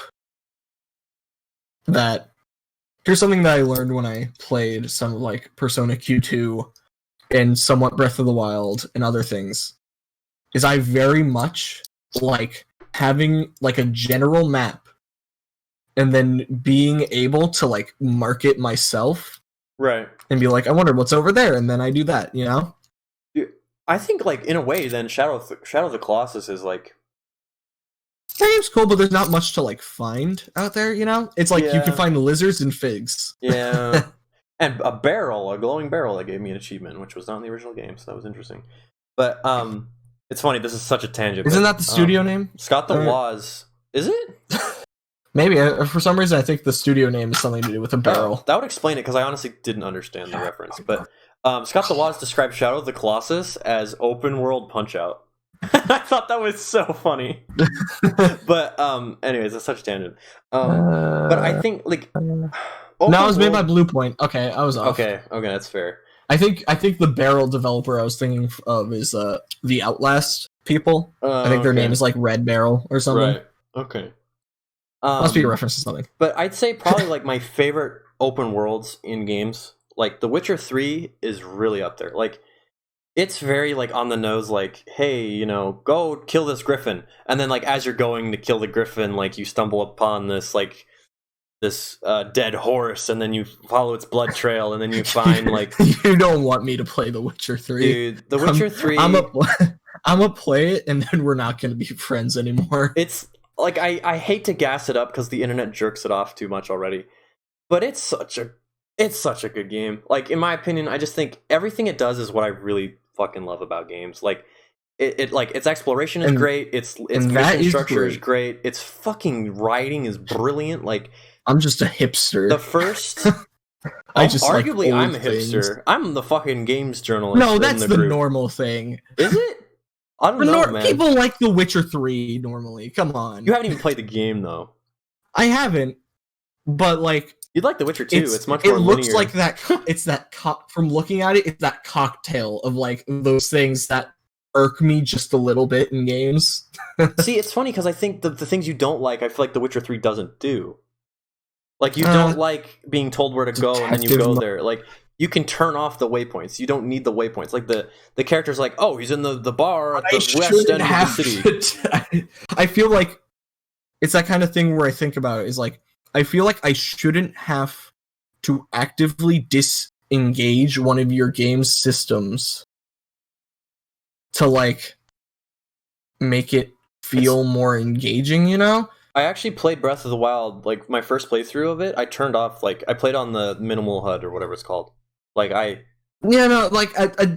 And I don't think it. I think HUD is like all good, but I just mean like I just love getting lost in it, and like it depends. It depends. When I've been playing the Switch version, the Switcher 3, like I've turned off the map and like the waypoints, and like I've just like even though it's the Switch version, it runs at fucking 2 pixels, and 2 pixels in 1 frame per minute. It's like, still like I'm able to like. I don't know, and again, we all look for different things in games, and I get it. Yeah. But like, I'm like so able to get lost in The Witcher 3.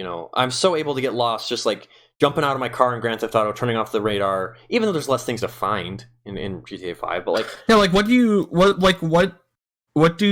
do in the open world in GTA? I'm actually interested. So okay, GTA is like one of my like outside of like a like the thing I've done in GTA.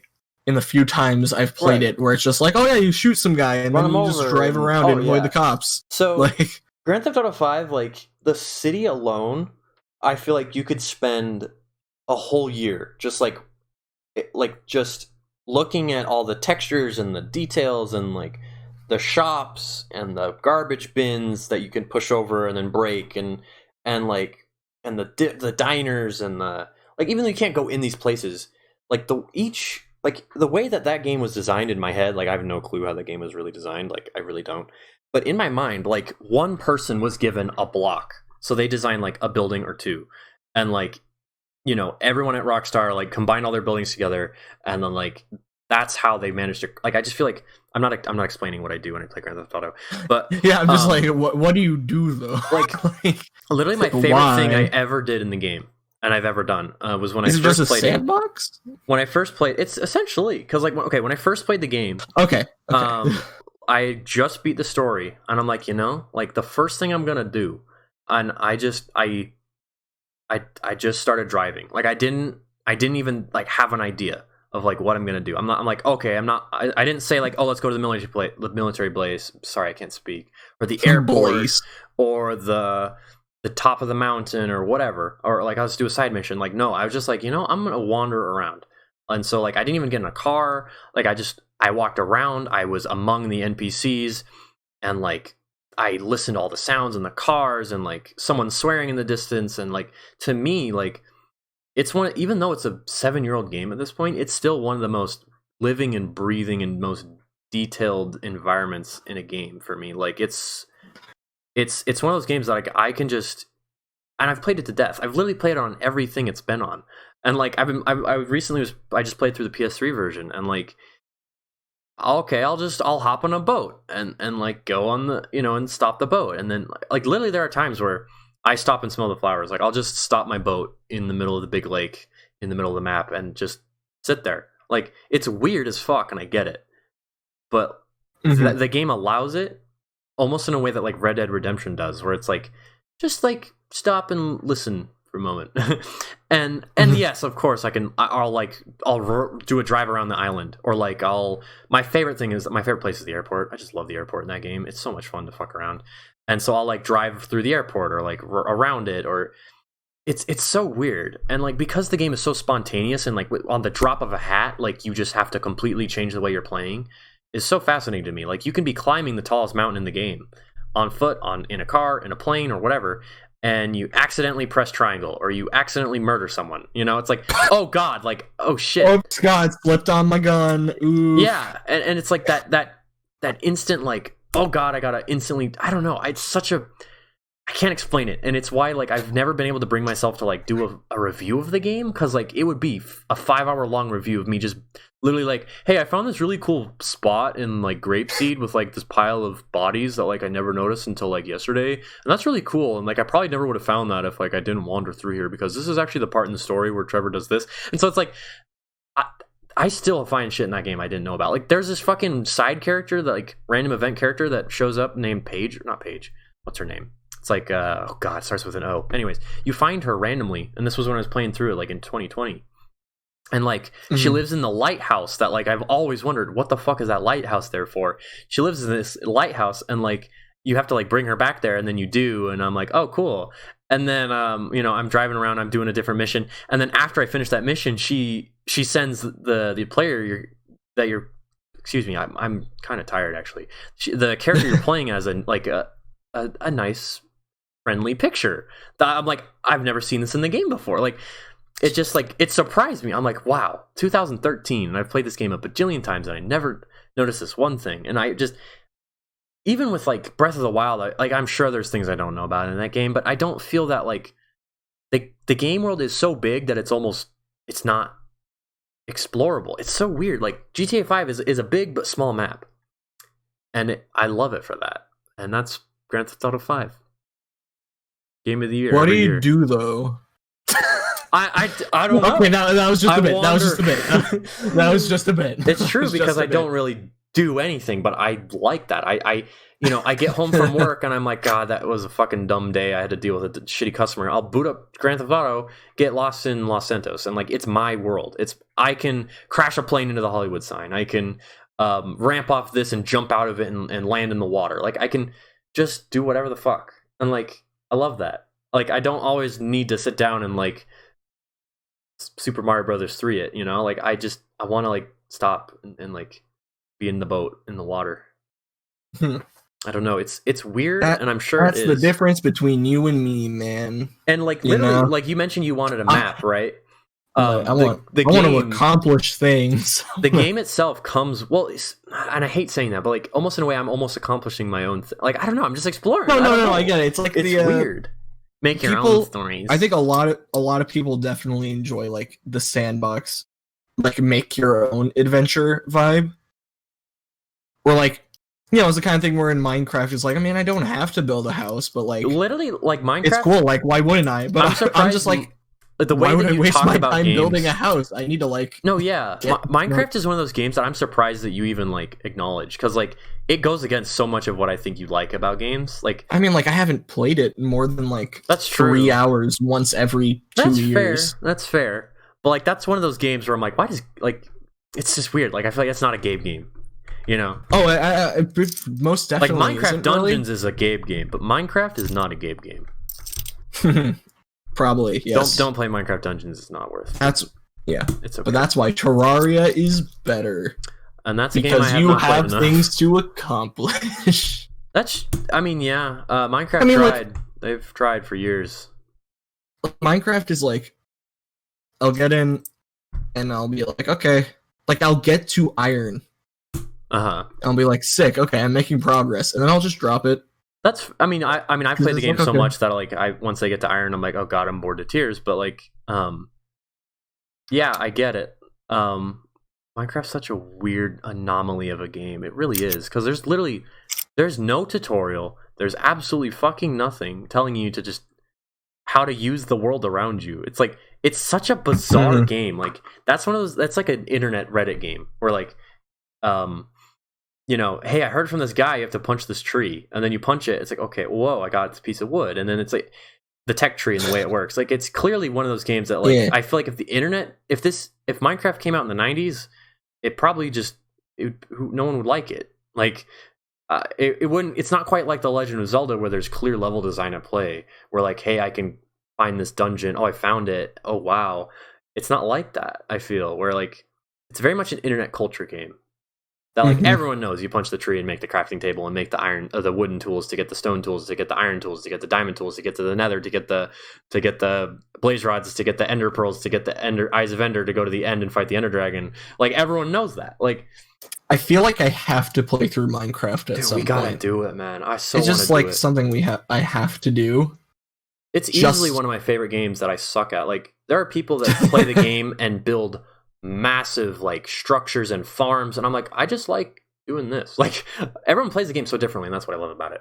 I'm just like, is there like something is there a hard thing I can kill? Yeah, probably the Ender Dragon. I mean, you got 2 bosses, right? The Wither, the dragon and the Wither. Joke. The Wither's a joke. It's honestly harder to get to the point to kill the Wither than it is to kill the Wither. Like to kill the Wither, you need to get 3 Wither skeleton skulls, which you have to kill like 100 Wither skeletons, and it's like that's harder than killing the Wither. It's dumb. But I also played the game for years and know that you just go underground and spawn the Wither and it gets stuck and then it dies. Like I know how to do that. Like I get it. But I'm in the know. That's certainly one of those games that I'm so down to just play for an afternoon. Like God, I've played that game so much, man. Like I've started so many worlds, and like there's so many memories of like, hey, we finally can go to the Nether. Like, let's go, and then it all goes to shit. Like it just, I don't know. It's a good game. It's a good game, and the new update's really good because it fleshed out the Nether, which honestly, it's probably the best time to get into the game right now. Like that new update. Because the Nether is a very key area that you need to use to get to the end, quote unquote, the end game. Like I'm very curious how a newer, less experienced player will react, because even I don't know what's all in that new area. It's time for the Let's Play channel. It is. Let's do it. I mean, here it comes. Wasn't it 420 that we're like, hey, let's play Minecraft? Yeah, it was supposed to be on 420, and I was like, we're gonna play Minecraft until I beat it, and then we didn't do it at all. Well, we'll set a time. We'll have to do a time for that someday. Like, I mean, like, here's the thing, like, so you know, down. Especially if things are going back into yeah, and like the Windows 10 version is a little weird because I play on 2 monitors, and I like anything Windows 10 store related just doesn't do well with 2 monitors. But it's whatever. I'll suffer through it. I feel like we've all been talking long enough. One thing I want to end the show on is so detective mode is bad, and here's why. Detective mode. I was just gonna 2 on Switch. No, I was just thinking FPS? In terms of like the modern game mechanic of hold a button and then important things are highlighted. You won't like The Witcher 3. Never mind. Never mind. Oh God. But yeah. So it's July. There's just highlight it. There's just about, let's see, two big games coming out that I can think of. There are Dr. Mario. Oh God, Paper Mario. Oh yeah, I forgot. Why isn't there a Dr. Mario RPG? I'd play that, and you have to like go through medical school, dude. I'm playing that. I'm making that game. The medical school RPG, dude. Dude, it's Theme Hospital, but Dr. Mario. Anyways, so Paper Mario. Persona 6. This time they're in medical school. And no one's everyone's a healer. Dude, oh, I'd play that. I'd so play that. But everyone is Morgana. I don't know if any other, like, okay, so it's Paper Mario and then Ghost of, it's not Ghosts, it's Ghost of, I can never say the name right. Tsushima? And I took Japanese, and I can't even say the name right. Ghost of God damn it. Tsushima. Ghost of Tsushima. Ghost of Tsushima. There we go. Those are like the 2 big games this month. And I'm curious, do either of them tickle your fancy? I know Ghost of Tsushima does not. Nope. But I am now the PS4 man, and even though I'm on vacation, I want to play that game. It looks good. And like the embargo for the game has been like very different compared to like The Last of Us 2. And like even though The Last of Us 2 was one of those games where I'm like I'm Here's day one Last of Us 2 was very unique. That's in true. The wrong way. Well, it's unfortunate that their game got leaked. Like, if their game wasn't leaked, I think they would have been less strict on the embargo, but they also probably wouldn't have, because, like, a big part of the game is not knowing what happens. True. But I mean, okay, that's a different talk. It really is, like... I mean, I was just thinking in terms... Okay, you do. But, so the embargo is apparently a lot less restrictive, and so, like... reviewers are very open, like, hey, I have the game and I can literally say whatever I want about it once the embargo lifts, and so like that's cool. And once those hit, I'm probably gonna buy the game. I'm just it's like end of the generation, and that's always like really exciting time. Like I remember this during, like I remember when the first Last of Us came out, like that was the end of the generation. And then like what else did you have that year? Oh God, I can't remember. I think that was the big one, but it's like end of the generation is always super exciting because like you never really know. All the best games usually come out during the end, but yeah. So I'll probably pick that up. Paper Mario. I'm just sorry. I'm laughing so much. Just notifications from a different chat popped up. I'm not screen. I'm not looking. Don't look. Don't look. But Paper Mario, I'm gonna wait for the Arlo video and then watch him cry and then not play it. Play Bug Fables. Bug Snacks. Bug Fables. Dude, Catherine. Full body? Catherine, dude! I mean, I have the PS3 version, but I'm going on a trip soon, so... Catherine with a K, C, or Q, boy? I actually don't know, because I haven't played the game yet. I own the PS3 Same. version. But that's a game that's out. There's another one, I feel like... Oh, Deadly Premonition 2 FPS. I guess. I don't know. There's games, but neither of those tickle your fancy. I'm curious. Like, how are you feeling about Paper Mario right now? Look, it's a meme. But at this point, I have no faith because I think it's a bad IP. Okay. I like it. I think, especially since we haven't had a one to build faith since the Wii. Super Paper Mario, baby. And they haven't confirmed nor denied certain things that I'm worried about. True. So, and while some people think certain things have been deconfirmed, it actually makes me think they're more confirmed. Companions confirmed. Oh my god. Like, that's cool. Yeah. But, like, we haven't seen anything of EXP, and some people... I just remembered. Sorry, go ahead. Like, for some clips, some people said, like, the whole, like, system of, like, items are your moves was deconfirmed because you could select from a list. Yeah. But it was, like, but they were ranked by, like, you know, it looked like gacha rankings, and, like, why would you be able to choose... As long as there's no, if it's equipment, why would you be able to choose the 1-star bad shoe when you have a 3-star good shoe? Right, like, what's the point in picking if I just want the best, you know? So that makes me think that that's still in, and if those two things are still in, I'm sorry, but it's not going to be good. Well, man, I'm so curious. Like, once, like, the Metacritic drops and then, like, all the other YouTuber, like, Arlo's video... I don't want to see my puppet boy cry. Who other? I think Arlo, and then Arlo's a Paper Mario guy. I know. I feel like there's another one out there. Oh, Loxton, or however the fuck you say his name. Like, I'm curious to see Noggin, or whatever his pseudonym is. The Oregon boy. Now he lives in Oregon.